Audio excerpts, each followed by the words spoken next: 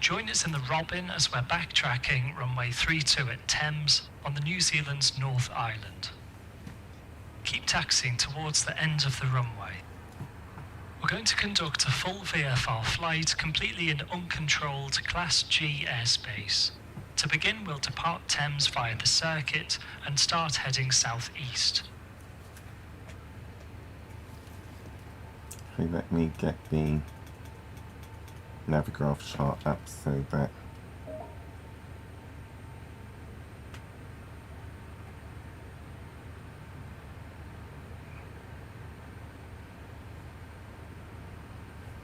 there we go. Just follow along, plot where we are. Let's make sure that we're on the VFR map. Yep, we're on the VFR map.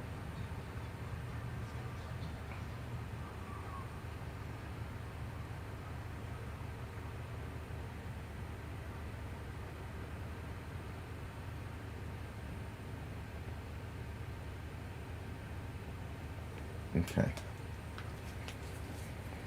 Check controls.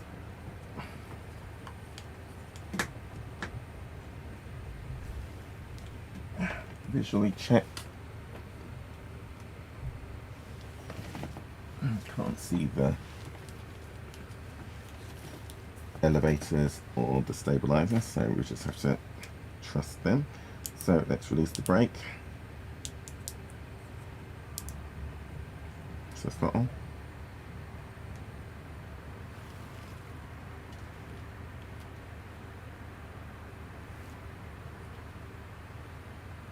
I'm just unfamiliar with this cockpit. Where's my parking brake?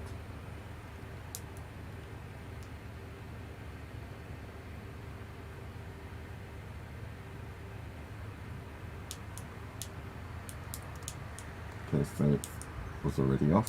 Okay. So parking brake, mixture,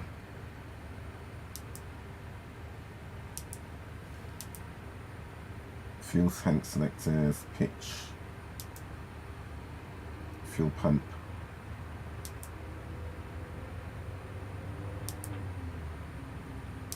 battery alternator, heading compass, anti-ice, what these, hot air, okay.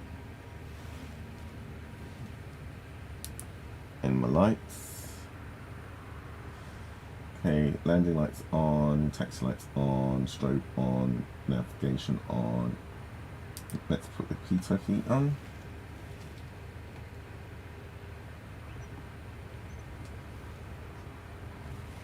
Okay, let's take a good look at the airspeed indicator. So, kilometers per hour.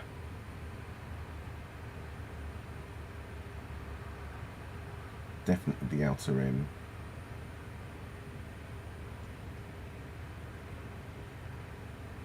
Inner rim.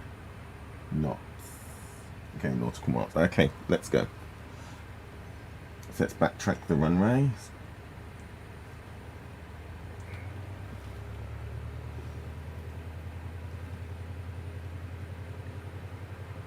Winds don't look too energetic. The wind sock's pretty limp at the moment.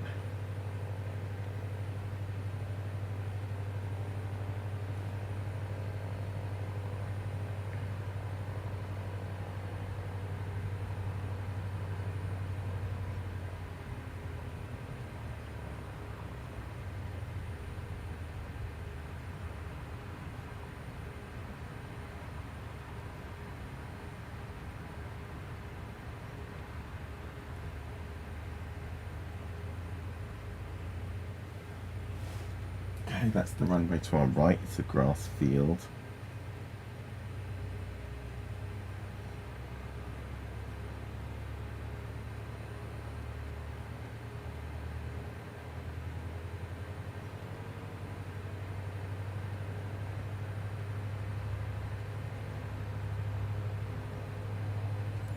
Now slow to a walking pace and make a 180 turn to line up.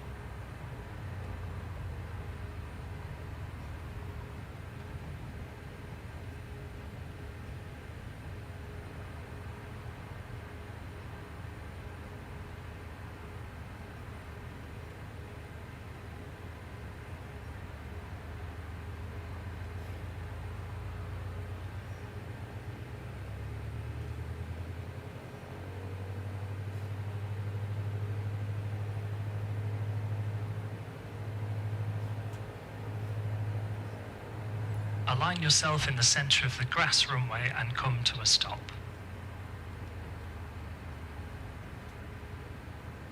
There's no ATC here at Thames, so we'll broadcast what we're doing on the local traffic frequency. Thames traffic, Foxtrot Sierra Alpha, taking off runway 32, Thames. Now set full power and take off from runway 32. Okay, flaps. Set. That's my flaps indicator.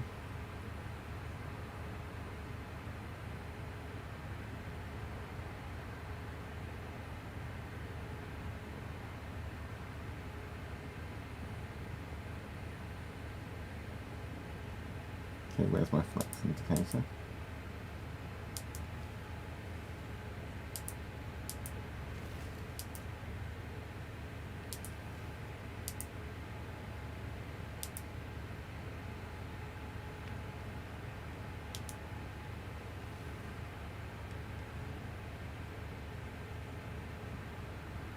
Just have to look down.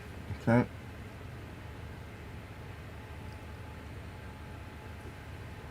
Full power. Holding the brake. Release the brake.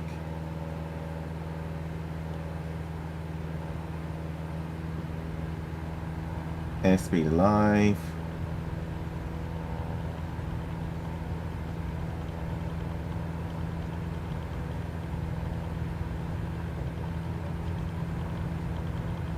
V1.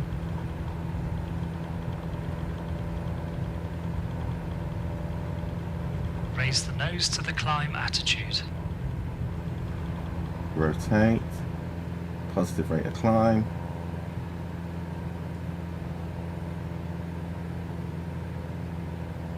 Hold the climb attitude and fly straight ahead initially. We'll join a left circuit after takeoff. Right rudder to keep the ball centred. Trim for the climb.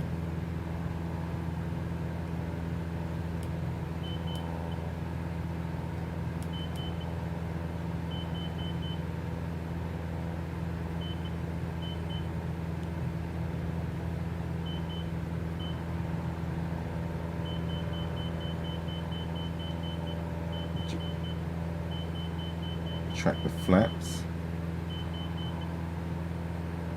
Let the airspeed build.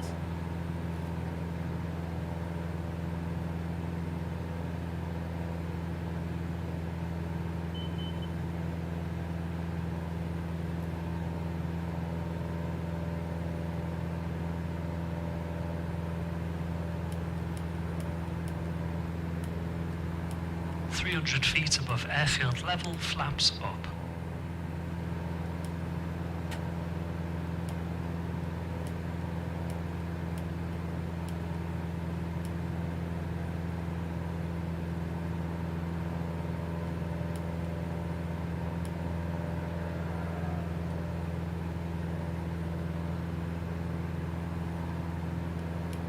We're passing 500 feet, so make a left turn to the crosswind leg, climbing to 1,000 feet circuit altitude.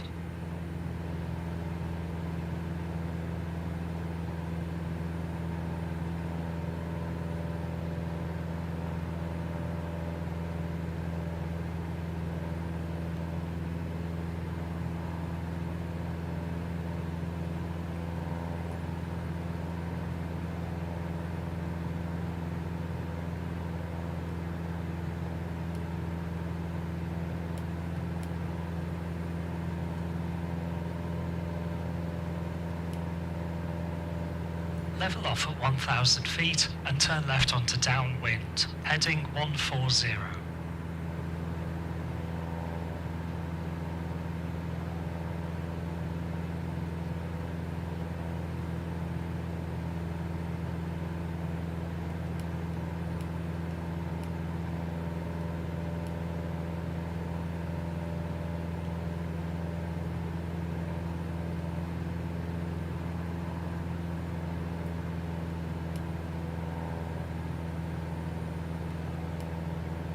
Thames traffic, Foxtrot Sierra Alpha downwind runway 32, leaving southbound Thames.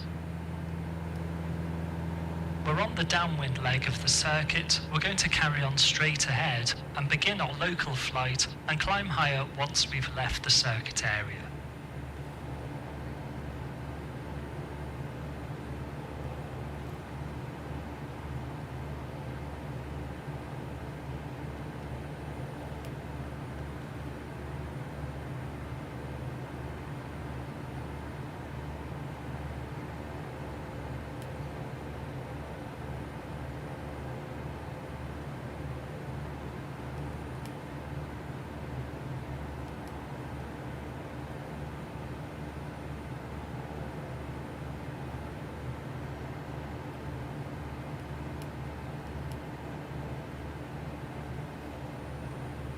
Okay, 1,000 feet, 140, trimming to maintain altitude,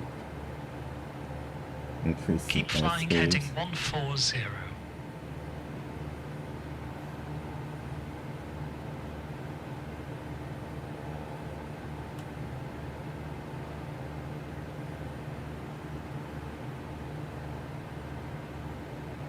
Maintain a scan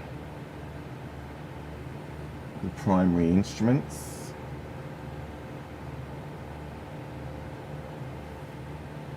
Need to not be fixated with them though and not look out. Cockpit window, need to keep track of any other traffic.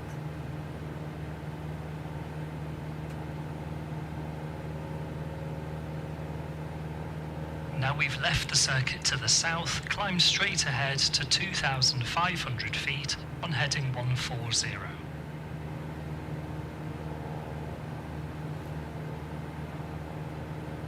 Okay. Keeping the Waihu River on your left, we're aiming for Te Aroha, which is the town just at the base of the tallest part of the ridgeline up ahead.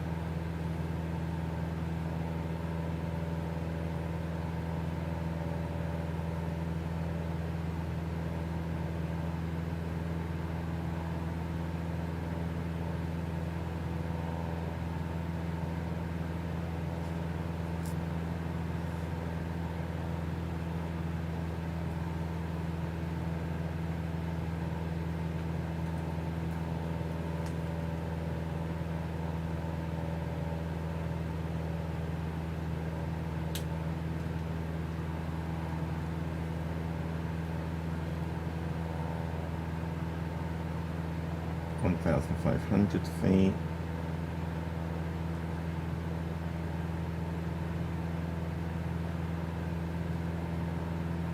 Always got to remember altitude changes, so climb and descent controlled by throttle inputs, not pitch inputs. Pitch is for speed.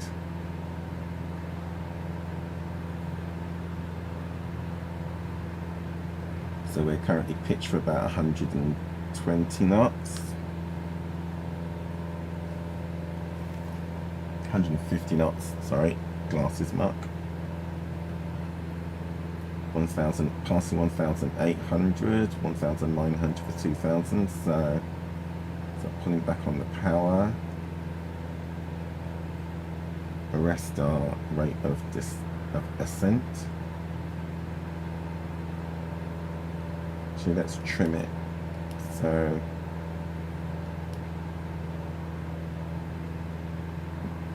we go nose down, pick up some airspeed.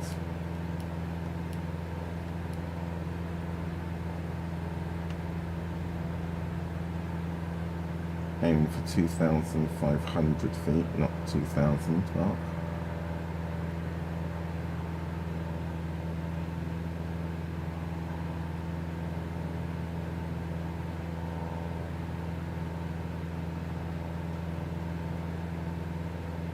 Heading stable 140. Climbing about 400 feet per minute.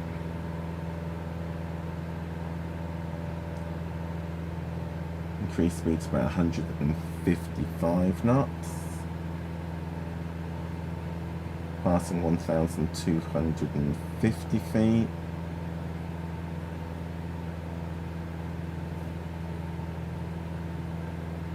$1,300.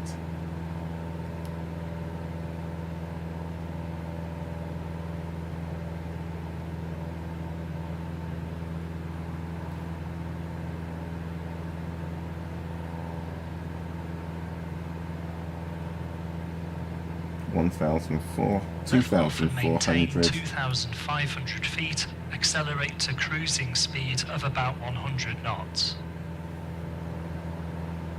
Don't know why I was saying 1,000.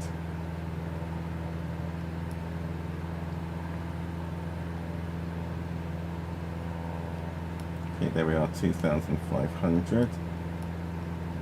Trim for level flight. Build speed. Set power to hold 100 knots and make sure you're trimmed out.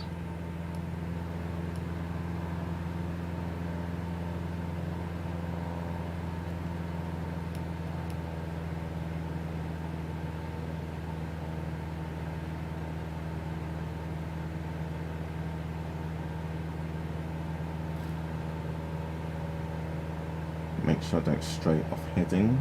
Focused on maintaining airspeed and altitude. Lean the mixture slightly if you haven't already to make the engine's fuel-to-air ratio more efficient. You may need to reduce power and retrim afterwards.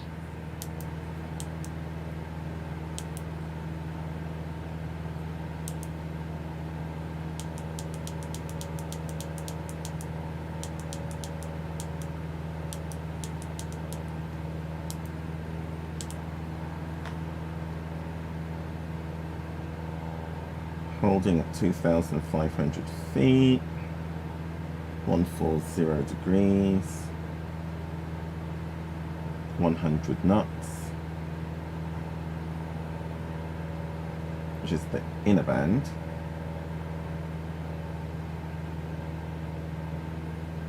Vertical speed fluctuating a little bit, but that's not going to chase the needle.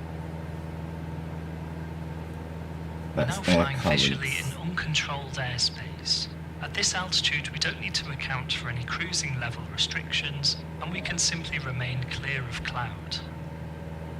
We can see the river starting to bend away to the left, set a heading of 150, pointing us between the dark marshland we see on the right and the high ground on the left.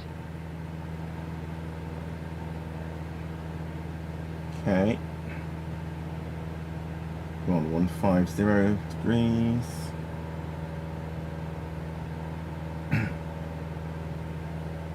You can see the vertical speed indicator fluctuating. It's averaging out, keeping us at 2,500 Once cruising feet. VFR, make sure to keep a good lookout the whole time. We're in uncontrolled airspace below 3,000 feet, so anyone can be flying around in any direction and at any altitude, even without a radio.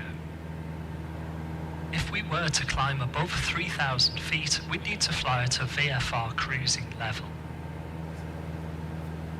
Heading east, we'd go for an odd altitude plus 500 feet, such as 3,500 feet. Traffic heading west would be at an even altitude plus 500, giving us some separation. Above 3,000 feet, we also need to have a minimum cloud separation of 1,500 meters laterally and 1,000 feet vertically.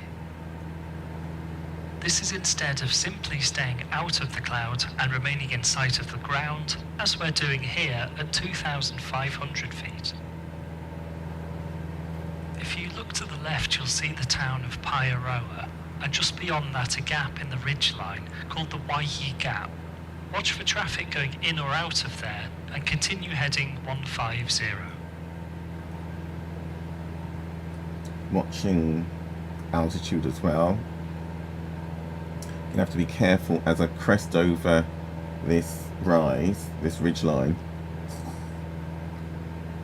Air currents rising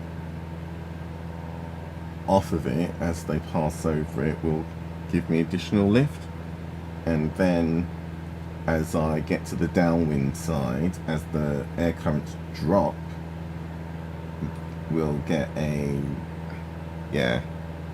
down, almost like a down draft. So we're holding 150 degrees, 100 knots, maintaining 2,500 feet, give or minus, plus or minus I should say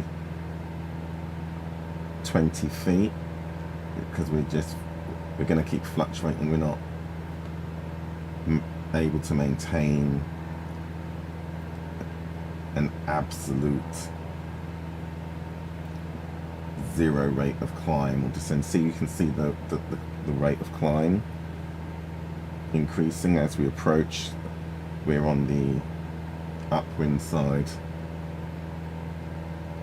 so I need to compensate for that, otherwise we'll drift higher from our altitude of 2,500. So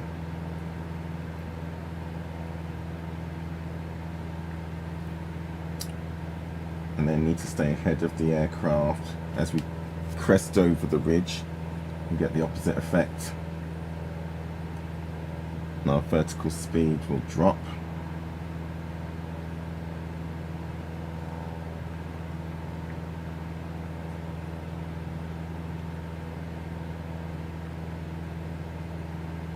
So still at 100 knots, 2,500 feet, heading 150, scanning for traffic.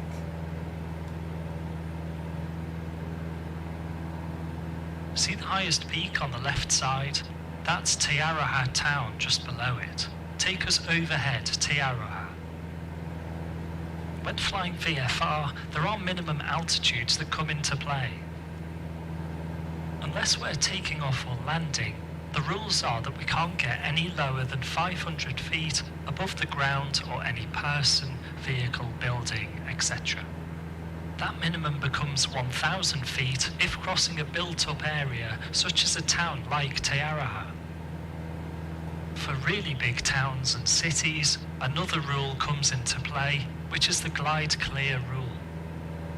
This means that we must always be able to glide beyond any built-up area and be able to land in a safe place in the event of an emergency, such as an engine failure. It also applies once we start heading out over water. You have to be able to glide back to solid ground for a landing, which limits how far off the coast we can go in this kind of aircraft.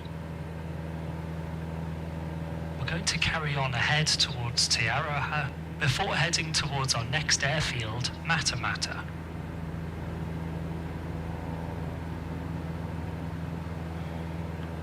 Okay, reintroducing the power because we're now on the downwind side of that ridge.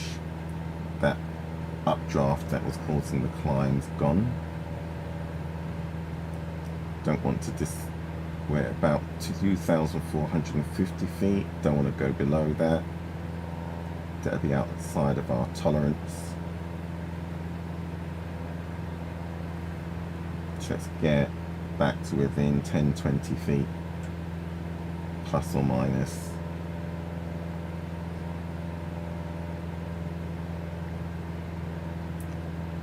There we go. Always got to remember to stay ahead of the inputs. So there's always a lag between the control input and the observed output. So I don't want to be oscillating around, chasing the needle. So I'm trying to make one gradual, measured adjustment at the time. but we're still on course, en route.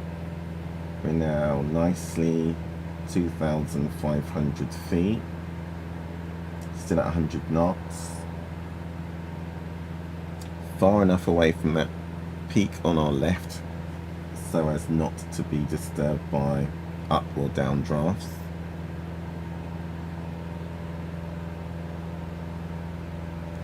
We're overhead Sierra, so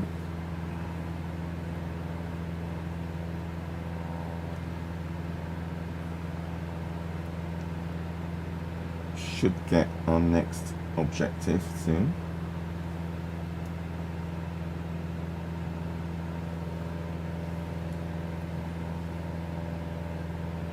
We've reached Tiara, so now carry on ahead for a short distance, keeping the ridgeline to your left.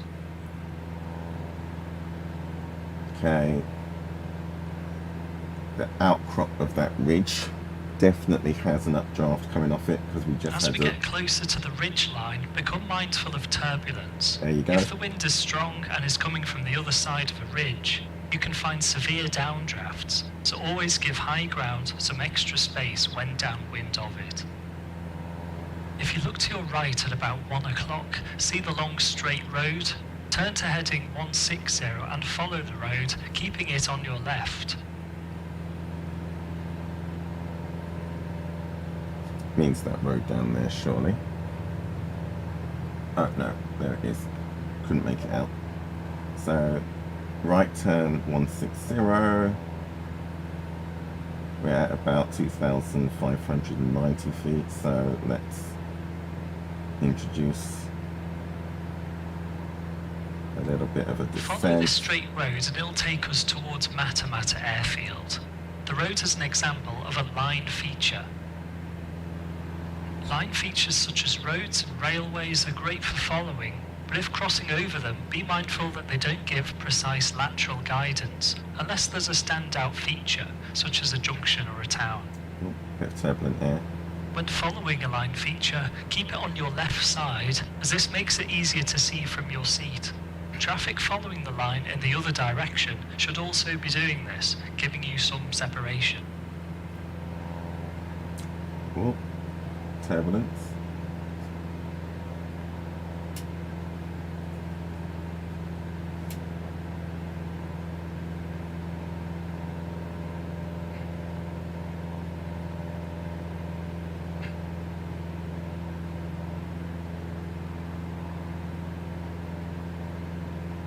It's really pitching now.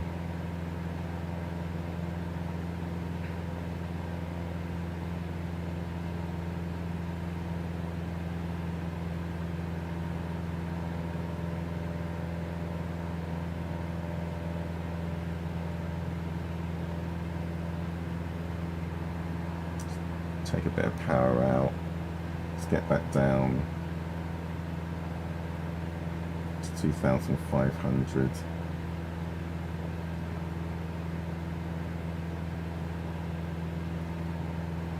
We're going to enter the circuit at Matamata.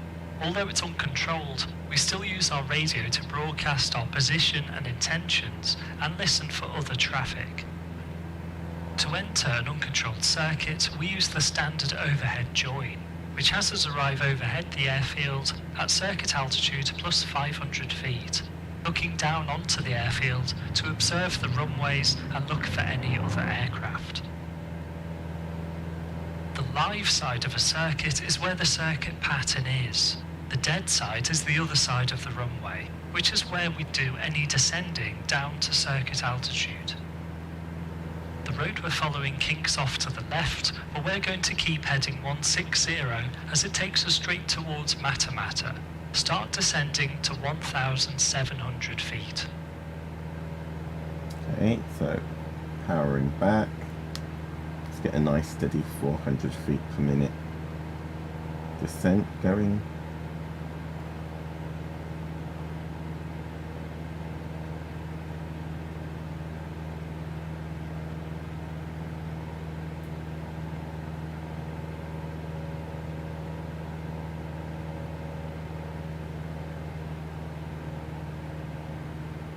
counteract the increased airspeed as the nose wants to come down.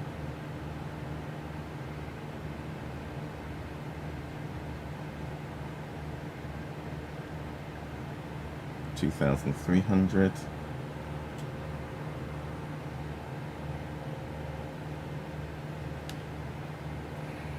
As much as I don't really like this plane, this is a much more controlled flight than the first time I did this. But I don't want to jinx it so far. So good. Let's not get complacent. So 2,100, still on the head of 160, maintaining 100 knots. $2,000 feet.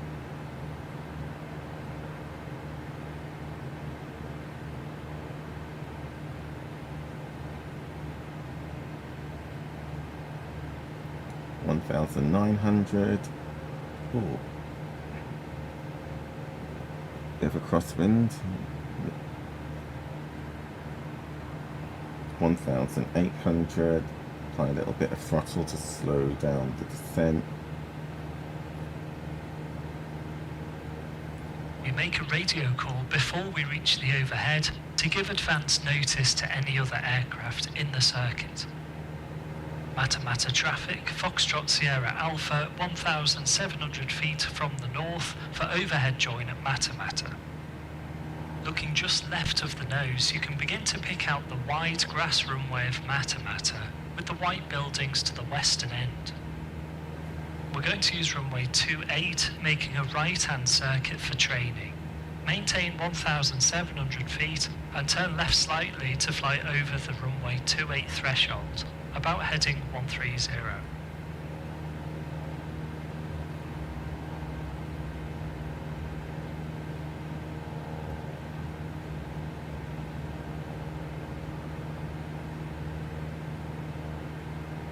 When nearing the runway 28 threshold, start a right-hand turn and I'll call overhead. Matamata traffic, Foxtrot Sierra Alpha overhead for runway 28, Matamata.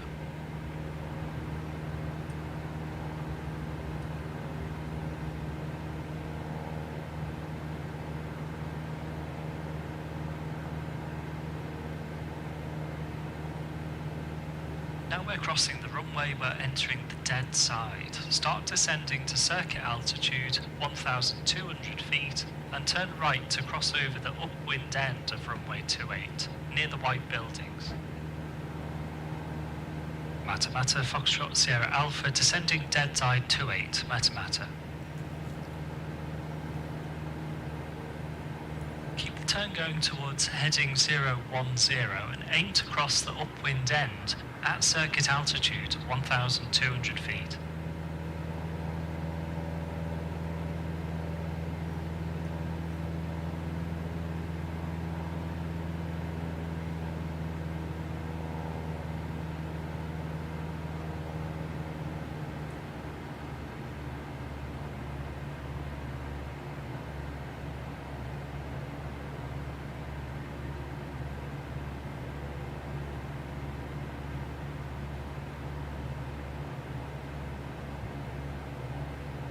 Bang on 1,200 feet.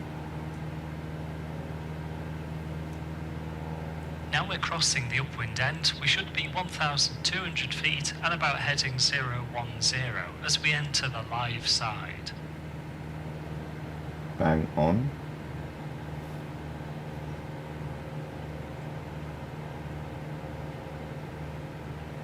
Now make the right turn onto right downwind, heading 100, maintaining 1,200. 20-degree bank.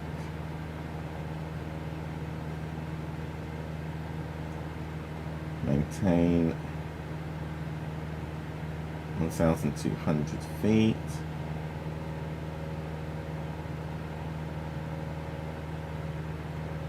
A little bit of back pressure. Matamata, Foxtrot Sierra Alpha, right downwind 28 to land, Matamata. Downwind checks, brakes pressured and released, undercarriage fixed, Mixture is full rich, fuel on and sufficient, instrumentations T's and P's are in the green, and cabin secure. Notice how it's a little harder to see on a right-hand circuit. This is why they're typically made to the left. Downwind for 28 is heading 100.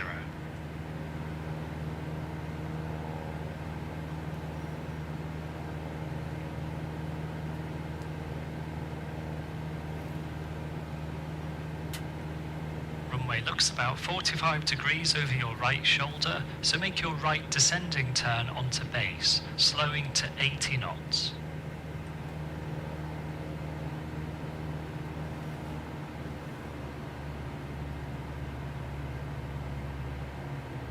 Once inside the white airspeed band, take first stage of flap and hold 80 knots on base.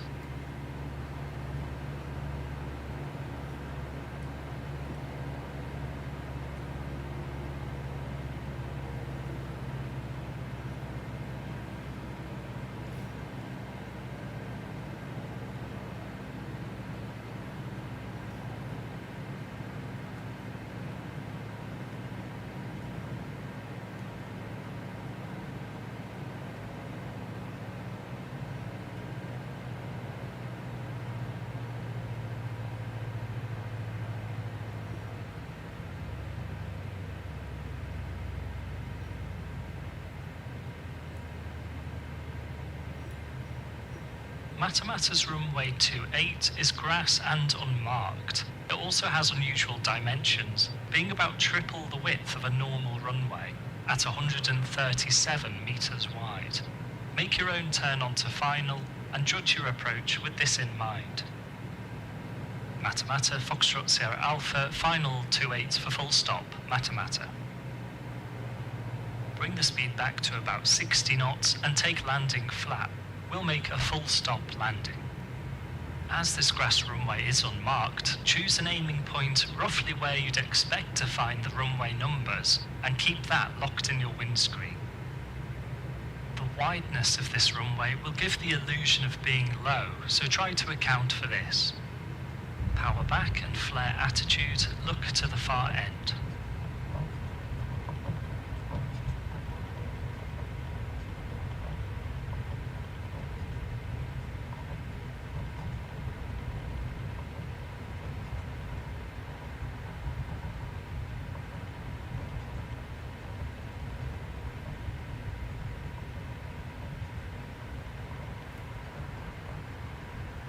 Just letting it roll out, not applying any brake. Got plenty of runway available, and this airspeed has dropped to a point where it's not being registered on the airspeed indicator, so we're good. Great, we've flown from airfield to airfield with some navigation in between and made an overhead join to join a right-hand circuit.